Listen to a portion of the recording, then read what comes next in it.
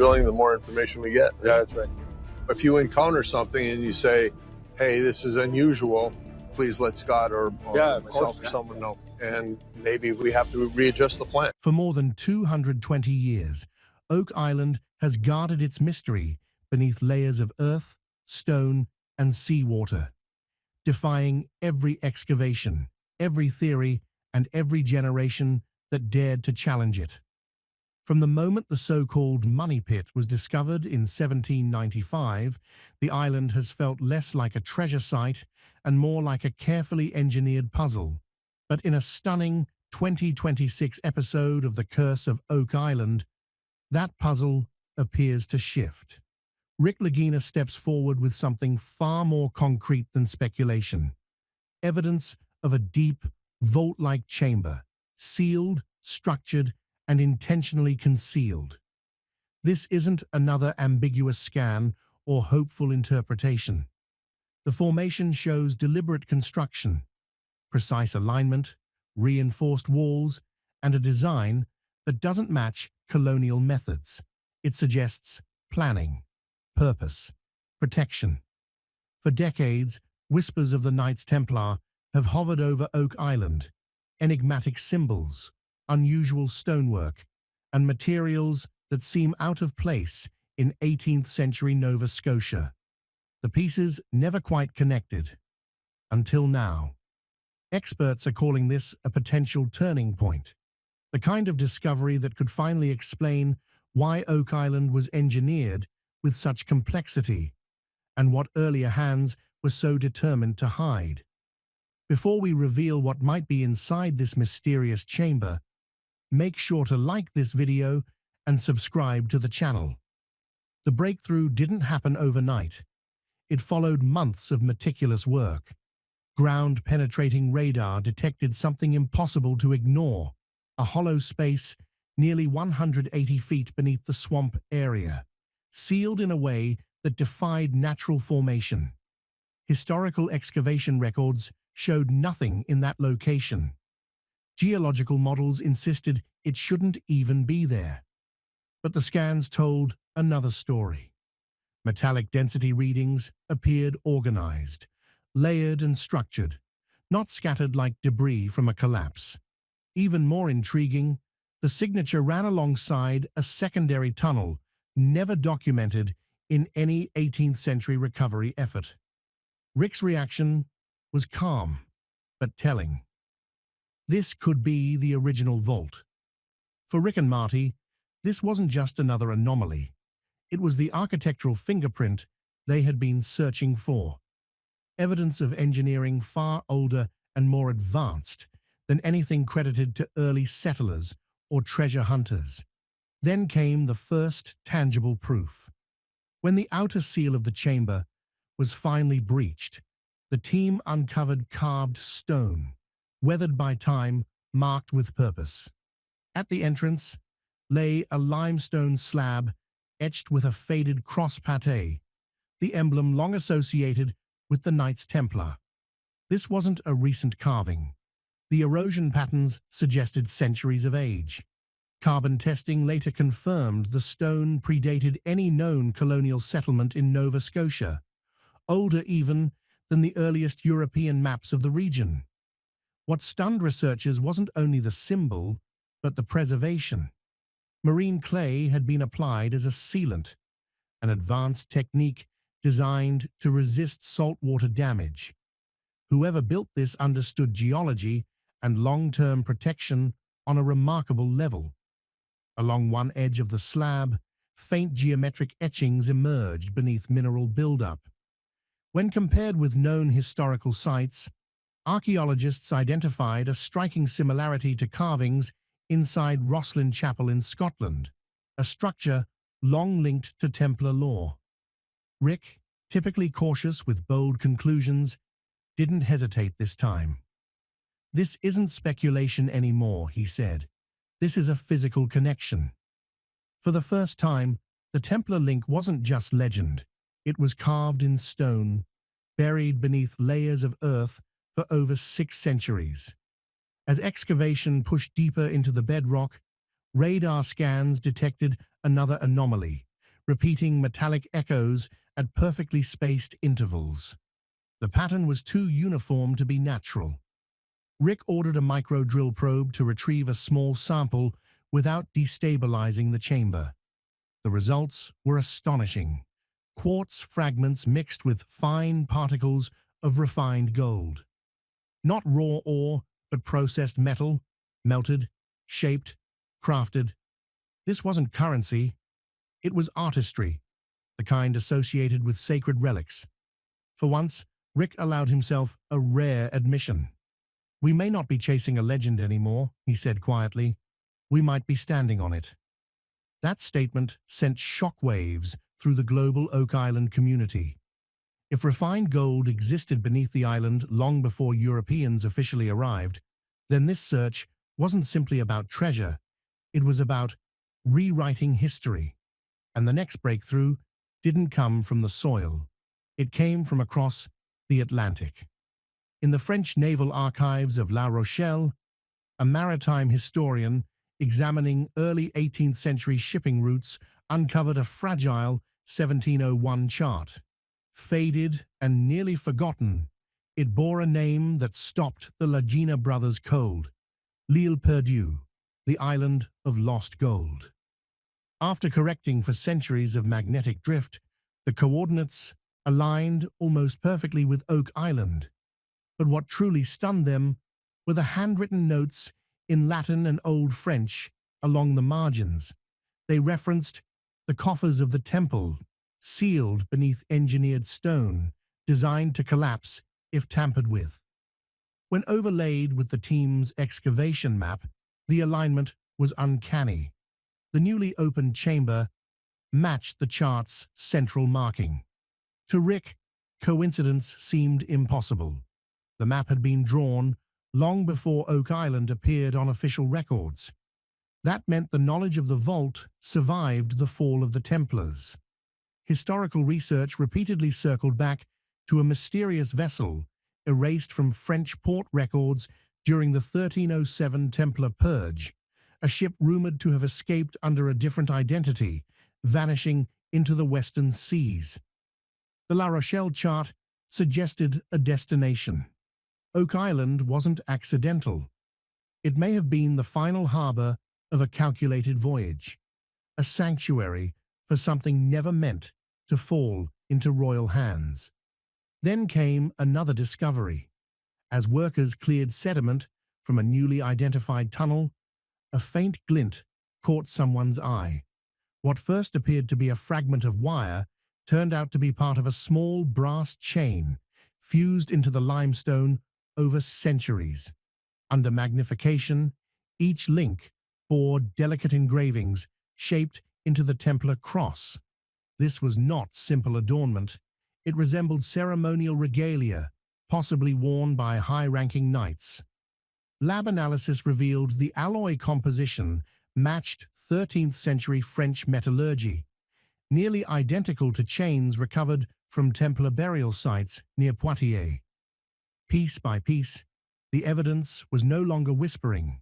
It was speaking. The metallurgy told its own story. From the soldering style to the purity of the alloy, every detail traced back to medieval Europe. The object alone existed more than 150 years before any officially recorded European arrival in the New World. But what rested beneath it proved even more extraordinary. As the soil was carefully brushed away, the team uncovered a small lead vessel, light enough to cradle in both hands, yet so heavily corroded it seemed ready to disintegrate. Its seams had been meticulously sealed with wax and resin, each edge shaped by hand. Inside, preserved by centuries of oxygen-starved mud, lay a folded piece of parchment, encased in protective wax. Under controlled humidity in the conservation lab, the fragile document was slowly unrolled. Faded black ink began to surface, elegant strokes of medieval French script. The translated words sent a chill across the room. The text referenced L'Arche Grande and warned of Le Secret sous la Rose. Scholars immediately recognized these as coded Templar phrases. The Great Ark referred to sacred relics removed from Jerusalem. The rose symbolized secrecy, hidden knowledge guarded behind layers of silence. Handwriting experts compared the script to samples preserved in the Archives nationales de France. One match stood out: a Paris-based Templar scribe active until the very year the order was condemned in 1307. Then came an even deeper layer. Infrared imaging revealed subtle variations in the first letters of each line. When assembled, they formed an acrostic: Domus Dei, Latin for House of God. To Templar historians, that phrase wasn't poetic.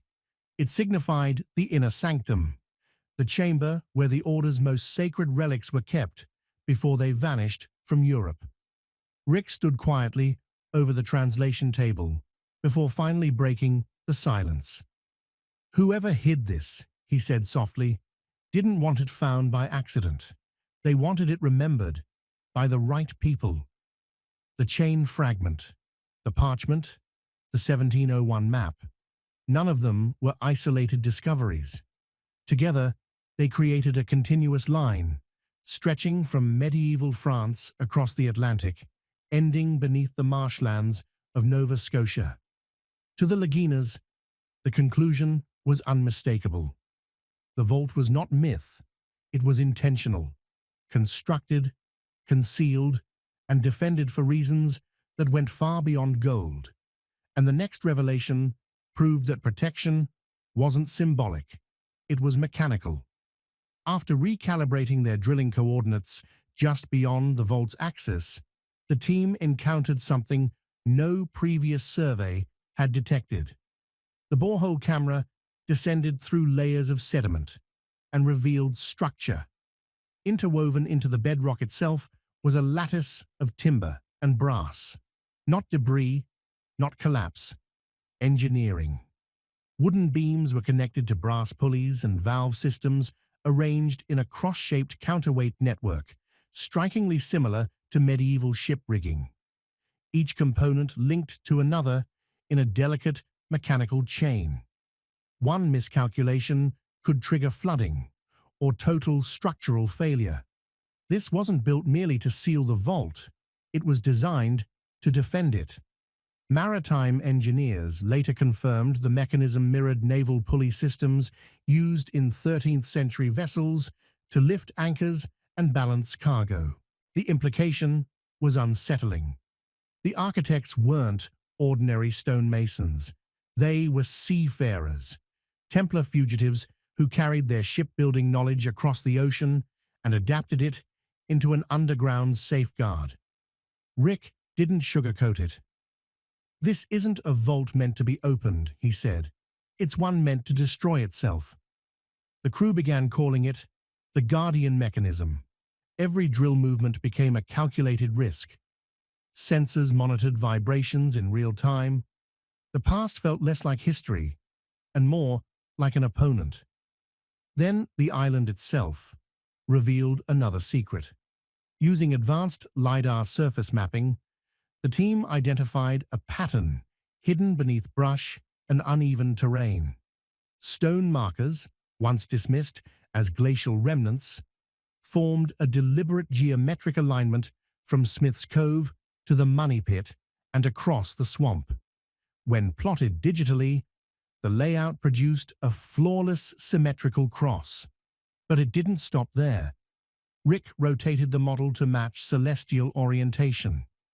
The alignment mirrored the constellation Orion with astonishing precision, the same star pattern used in medieval Templar navigation charts. This was no coincidence. The vault's blueprint had been encoded into the landscape using the stars themselves, a celestial cipher etched into earth and stone, decipherable only by those who understood the heavens. Rick stared at the screen as the overlay locked into place. The Money Pit, Smith's Cove, the newly identified vault. They aligned with the three bright stars of Orion's belt. Oak Island was no random hiding place. It was a navigational instrument, a sacred map turned into terrain. Every shaft and chamber, part of a unified design protecting a single core. And then, excavation along that celestial cross led to the most dramatic discovery yet. The drill pierced a new cavity lined with smooth, polished limestone. At its center stood an arched stone gate, sealed and carved with a striking emblem. A fully bloomed rose intertwined with vines and intersecting crosses. It matched the Rosy Cross, later associated with the Rosicrucians, whom some historians linked to Templar survivors. The symbolism erased lingering doubt. This was the threshold to the central chamber. Scanners confirmed what lay beyond. Metal density readings spiked higher than anything previously recorded. Dense, ordered, contained. The magnetometer struggled to stabilize, distorted by the sheer mass of metallic material behind the rose-carved barrier.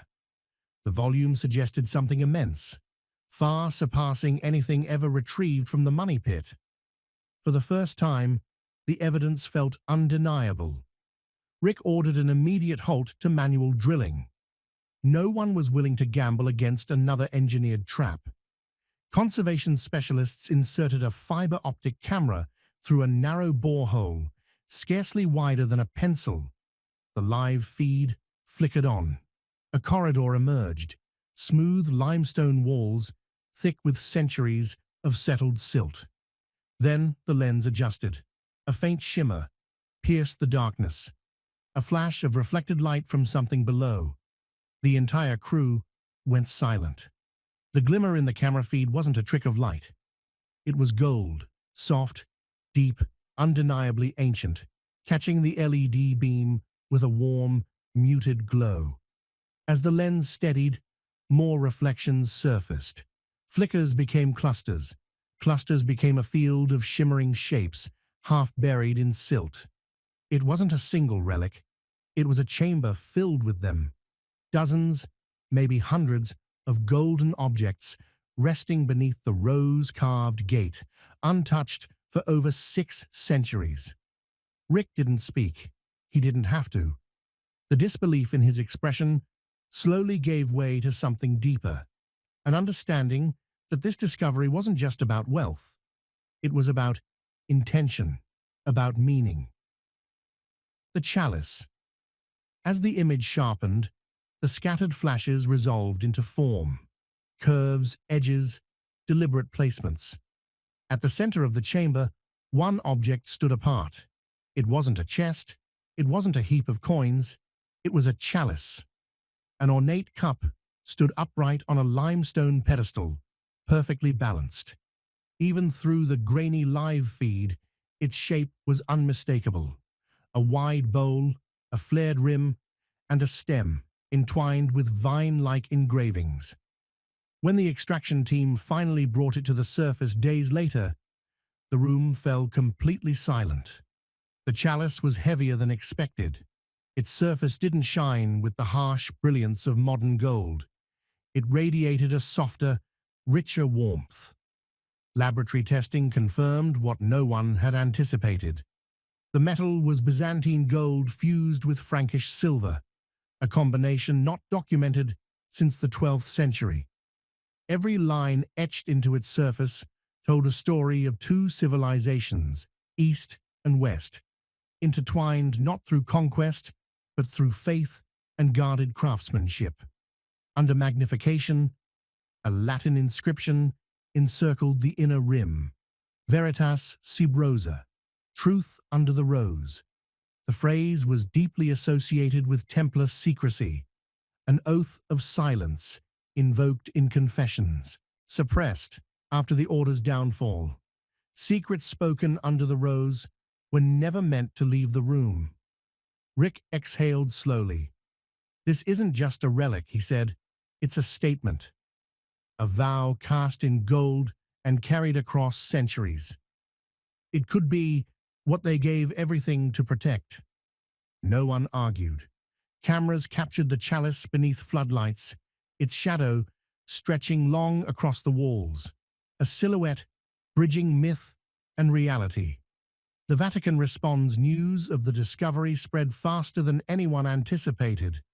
Within weeks, formal correspondence arrived from the Vatican's Department of Sacred Antiquities. The request was precise. High-resolution imagery, metallurgical analyses, full provenance documentation. The tone was official, controlled, confidential. Rick's team complied through proper archaeological channels. Days later, a Vatican archivist contacted them directly with information that stunned everyone involved. The chalice's measurements and inscription matched a missing reliquary recorded in papal inventories from 1312, an object listed as lost during the seizure of Templar properties.